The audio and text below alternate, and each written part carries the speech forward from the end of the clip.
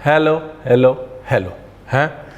ये रेसिपी जो है वो ख़ास उनके लिए है जो कहते हैं रणवीर आप इनफ नॉनवेज नहीं बनाते। लखनऊ के होने के बावजूद आपने गोश्त की रेसिपीज़ कम बताई हैं। पहली चीज़ तो लखनऊ में वेज और नॉनवेज दोनों तगड़ा मिलता है, ऐसा कुछ नहीं कि लखनऊ में गोश्त ही अच्छा मिलता है। लेकिन एक बहुत ही ज़बरदस्त मटन करी की रेसिपी आपके लिए लेके आ रहा हूँ।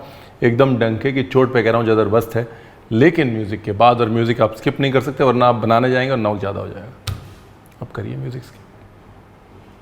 Rolling and action.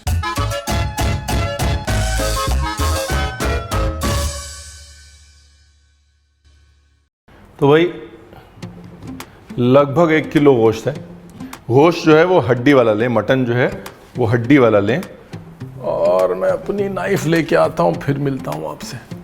अब 1 किलो गोश्त में हम डालेंगे, ये देखिए 4 ये साइज़ के प्याज। अगर आपको रेडी गोश्त मिल रहा है तो करी कट ले लें। अगर आप खुद कटवाना चाहते हैं तो ज़्यादा जो है वो रान लीजिए, है ना, नली लीजिए, और बीच में 1-2 हिस्से जो है वो ऐसे पसली के डाल लीजिए, ठीक है। रिब्स जो है वो ओवर कुक हो जाएंगे, लेकिन उसका फैट बहुत टेस्ट देगा। ये जो मटन करी है इसकी हिस्ट्री ये है जी कि छोटे होते मैं अपनी बड़ी बुआ के यहाँ रहता था और वहाँ पर फौजी भैया होते थे जो कभी कभी बड़ा मूड आता था तो नॉनवेज बनाते थे। और एकदम उनका जो लंगर वाला नॉनवेज होता था ना, फौजी लंगर वाला नॉनवेज, बड़े खाने वाला नॉनवेज। तो ये बड़े खाने वाला जो नॉनवेज है, फौजी लोग समझ जाएंगे बड़ा खाना मतलब जब पूरी पलटन की दावत होती। जब रणवीर बड़े खाने में गया था, बॉक्सिंग हुई थी पहले, उसके बाद फिर वो मटन करी उसने खाई थी, वो मेमोरी से मैं रिक्रिएट करता हूँ, हर बार अच्छी बनती है। ओके, अभी ये 2 भाग में बटेंगे प्याज। एक होगा 50%, आधे यहाँ जाओ आधे वहाँ जाओ, बाकी मेरे पीछे वाला सीन है। अभी ये आधे प्याज जो हैं ये गए मटन में। इस प्याज के साथ में गया पुदीना। अगर तो इसकी डंडी नाजुक है तो डंडी भी डाल दीजिए, और नाजुक नहीं है अगर डंडी तो सिर्फ पत्ती पत्ती डालिए। देखिए मटन में कभी भी एज अ बेसिक रूल अगर आप बनाएं मटन को तो अदरक जो है और हरी मिर्च ज़्यादा डालें। मेरे खाने में वैसे भी अदरक हरी मिर्च ज़्यादा पड़ती है, लेकिन मटन में तो पड़नी ही चाहिए। 1 किलो गोश्त था, उसमें मैं 3 हरी मिर्च डाल रहा हूँ। तीखी वाली है, पटाखा मारेगी बिल्कुल एकदम, ठीक है। हल्का सा नमक डाला, नमक पिसने में भी मदद करेगा, फ्लेवर्स भी लॉक कर लेगा। मैं बारी बारी बोल रहा हूँ, ये जो इमाम दस्ता है इसके लिए सही नहीं है, ठीक है। ये इमाम दस्ता जो है मीठे मसालों के लिए अच्छा है। अगर आपको अदरक लहसुन वगैरह कूटना है तो जो पत्थर का होता है ना, भारी वाला जिसमें दांत होते हैं, वो वाला इमाम दस्ता यूज़ करिए। वो हमारे घर गया और वहाँ से आया नहीं वापस। ये अब गया जी दही, और अब इसके अंदर डाला धनिया पाउडर 2 बड़े चम्मच, हल्दी 1 छोटा चम्मच, रंग वाली मिर्च 1 छोटा चम्मच, जीरा पाउडर 1/4 छोटा चम्मच। अरे वाह रणवीर, तो कैसे समझा रहा है आज, एक चीज़। क्या हो गया, क्या खा के आया तुम? देखिए मतलब मैं कोशिश ये करता हूँ कि मैं अंदाजे में बन जाए, लेकिन कई बार गाड़ी अटक जाती है। और वो नॉनवेज में लोग रिस्क नहीं लेना चाहते ना, अरे यार रणवीर इतने 600 रुपये किलो 800 रुपये किलो गोश्त चल रहा है और तुमने ठीक से रेसिपी नहीं बताई, हमारा गोश्त ख़राब हो गया।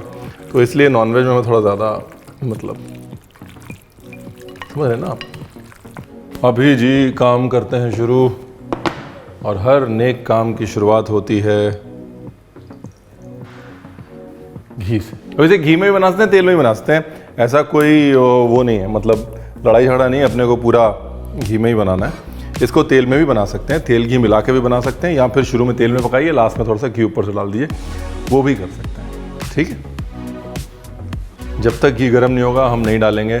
सबसे बड़ी इंसल्ट जो है वो ये होती है कि लोग फटाफट से तेल डालते हैं और ठंडे तेल के अंदर तुरंत में चीज़ें डाल देते हैं, फिर उम्मीद रखते हैं कि टेस्ट आएगा। कभी नहीं आएगा।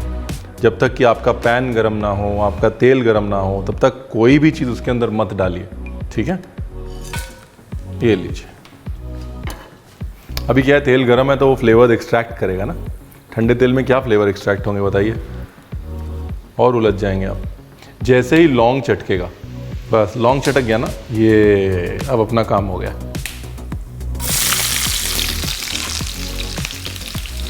वो किया था ना, आधे दाएं जाओ आधे बाएं जाओ बाकी मेरे पीछे आओ, ये वही वाला प्याज है।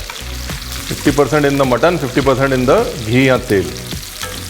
अच्छा, अगर कुकर में बना रहे हैं ना तो इसको आराम से प्रेशर कुकर में भी बना सकते हैं। ऐसा कुछ नहीं है कि सुबह 10 बजे लगे और दोपहर के 2 बजे तक गोश्त के साथ खप रहे हैं।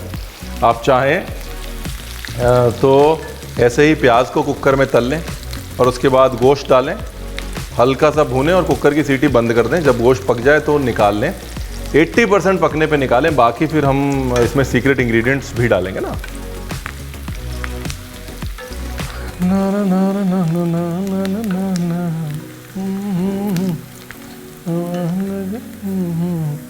भाई अगर आपने छोटा खाना बड़ा खाना वाला कॉन्सेप्ट नहीं सुना है तो please do check it out. बहुत मज़े के होते हैं बड़े खाने, मतलब नाच गाना मस्ती और देशभक्ति।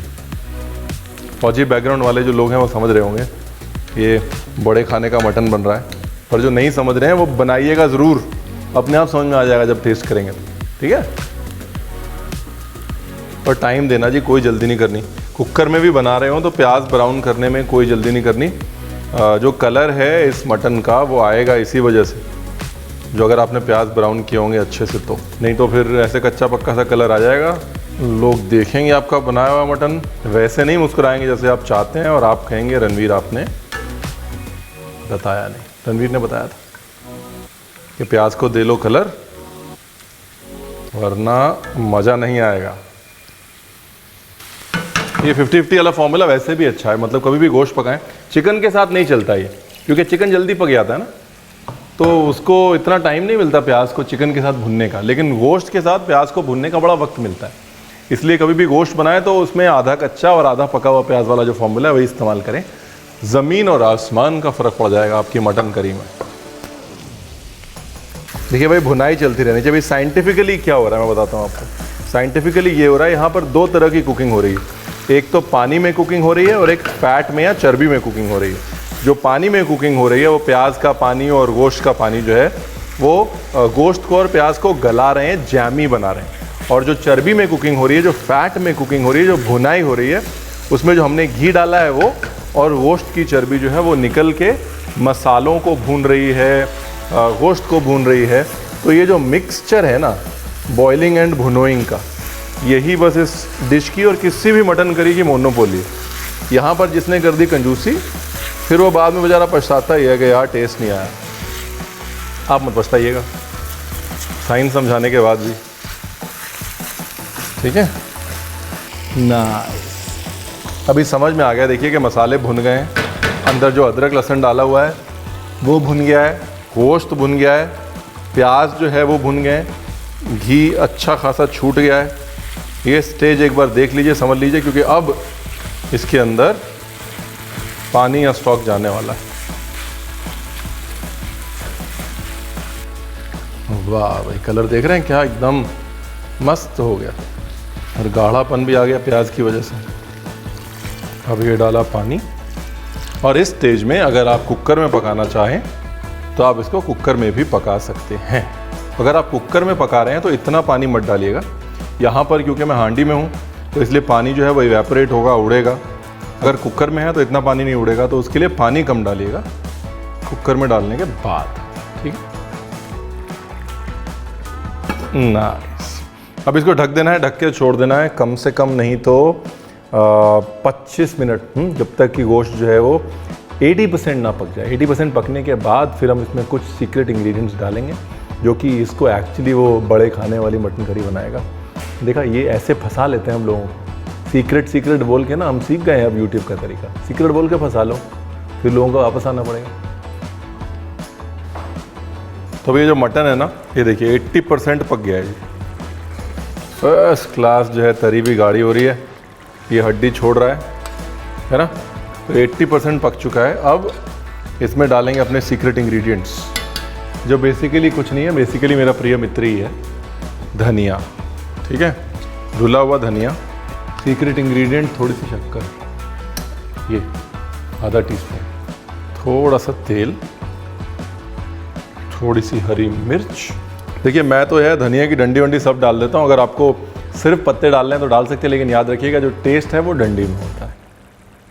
ये देखिए दरदरा धनिया, और ये जो है ना ये इस मटन करी की मोनोपोली है। लेकिन ये धनिया गार्निश के तौर पे नहीं है, ये धनिया उस स्टेज पे है जहाँ पे मटन को 15 मिनट और पकना है।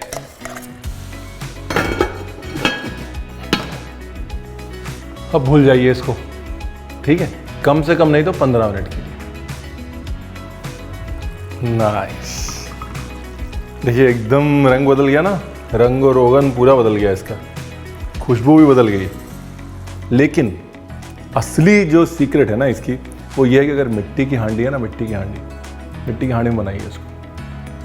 मैं बता रहा हूँ, हल्का सा प्याज भूनिए, गोश्त डालिए, हल्का सा ही भूनिए, उसके बाद उसको धीरे धीरे मिट्टी की हांडी में अगर आप पकने देंगे जो चीज़ बन जाएगी, कसम से बोल रहा हूँ ऐसी चीज़ जो है दोबारा नहीं बनेगी। एक काम करें, अगली बार गोश्त हम मिट्टी की हांडी में ही बनाएंगे, ठीक है, डन। बड़ी रिमोट मेमोरी की डिश है मेरी। मैं बहुत छोटा होता था, 5-1 साल का होता था, और सिर्फ मेमोरी में ये डिश है बस। इसका टेस्ट भी मेमोरी में है। एक काम करते हैं, इसका नाम ही रख देते हैं फौजी मटन करी। हाँ, फौजी mutton curry from the remotest of memories.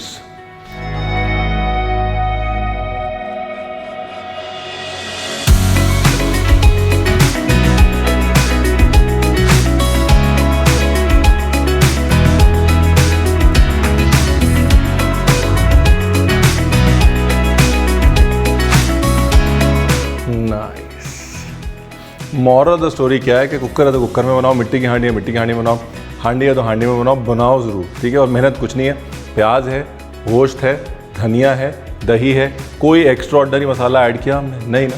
क्या ऐड किया? थोड़ी सी मेहनत तो भूनने की, और बिन मेहनत तो कुछ भी नहीं मिलता ना, है। और अगर मेहनत के एंड में ऐसी मतलब फौजी मटन करी मिले तो बनाएंगे ना आप। थोड़ी सी मेहनत और कीजिए, नीचे वो सब्सक्रिप्शन का बटन दबा दीजिए। थैंक यू वेरी मच, बनाइएगा ज़रूर। और जितने लोग बोलते हैं ना रणवीर नॉनवेज रेसिपी नहीं बनाता, अब मत बोलना। और जितने लोग बोलते हैं कि रणवीर नॉनवेज रेसिपी ही बनाता है, वो भी नीचे बोल देना। बस रणवीर बीच में ऐसे ही 2 पार्टों के बीच में फंसा हुआ है।